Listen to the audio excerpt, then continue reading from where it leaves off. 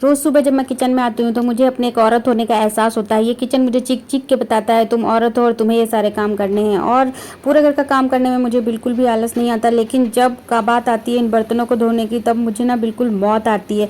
मैं सोचती हूँ लोग क्यों नहीं मिट्टी के बर्तनों में खाना बनाते हैं और बना के उन्हें फोड़ देते हैं, और क्यों नहीं लोग पत्तलों में खाना खाते हैं और खा के फेंक देते हैं, क्यों नहीं लोग केले के पत्ते में खाना खाते हैं और उसे खा के फेंक देते हैं, क्यों मुझे ये बर्तन धुलने पड़ते हैं, क्यों ये बर्तन हैं ही दुनिया में, क्यों बर्तन ख़त्म नहीं हो जाते, क्यों हम लोग डिस्पोजल ही यूज़ नहीं करते। मेरी आत्मा रो रो के इन बर्तनों को धुलती है, और मैं रोज़ सोचती हूँ कि बाप रे, क्यों नहीं मेरे पास इतने सारे नौकर हैं कि मैं आराम से चादर तान के मज़े से पड़ी रहूँ चाय पी के, और जो है मेरे सारे बर्तन वर्तन धुल जाएँ, घर के काम हो जाए। घर के काम तो मैं कर लूँगी, लेकिन इन बर्तनों को धोने में जो मुझे आफत आती है, इस किचन को चमकाने में जो मुझे आफत आती है, वो तो मैं ही जानती हूँ। मर मर के मैं इनको धुलती हूँ, देख रहे हो आप। और पीछे से बैकग्राउंड म्यूज़िक एक और चलता रहता है, पैं पैं चैं चैं पैं चैं चैं। भाई घर के काम करने जैसे ही मैं किचन में घुसती हूँ, एक मैं कटोरी उठा के जैसे धुलना शुरू करती हूँ, पीछे से मेरा बैकग्राउंड म्यूजिक जो हमारे साथ है वो हर टाइम शुरू हो जाता है, पैं पैं पैं पैं मम्मा मम्मा मम्मा। और उस बैकग्राउंड म्यूजिक को एंजॉय करते करते मैं अपने सारे कामों को करती हूँ।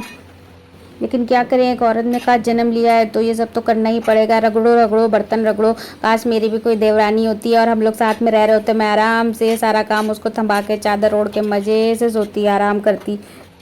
क्या करें, किसी तरीके से मरमरा के मैं ये सारे काम कर रही हूँ भैया, जल्दी जल्दी, क्योंकि काम करने ज़रूरी हैं। और ये किचन के काम करने में तो बाप रे, क्यों ही ये किचन के काम होते हैं, क्यों ही हमें ही करने पड़ते हैं, क्यों नहीं मैंने अंबानी के घर में जन्म ले लिया। अंबानी छोड़ो, किसी ऐसे घर में क्यों नहीं जन्म ले लिया जहाँ 75 नौकर घर के लोगों से ज़्यादा घर के नौकर रहते हो घर में। और भाई बस, और इन बर्तनों को तो साफ़ करना तो भाई मेरे लिए बहुत ही दिक्कत की बात होती है। आप देख रहे हो मैं कितनी स्पीड में कर रही हूँ। इस वीडियो की स्पीड देख के आपको पता लग सकता है कि मैंने कितनी देर तक ये बर्तन धुले हैं, मर मर के बर्तन धुले हैं अपने थोबड़े से ज़्यादा। तो मुझे इन बर्तनों को चमकाने में टाइम लग जाता है। और भाई अब भैया ये फाइनली धुल चुके हैं, किसी भी तरीके से मेरा काम ख़त्म हो गया है।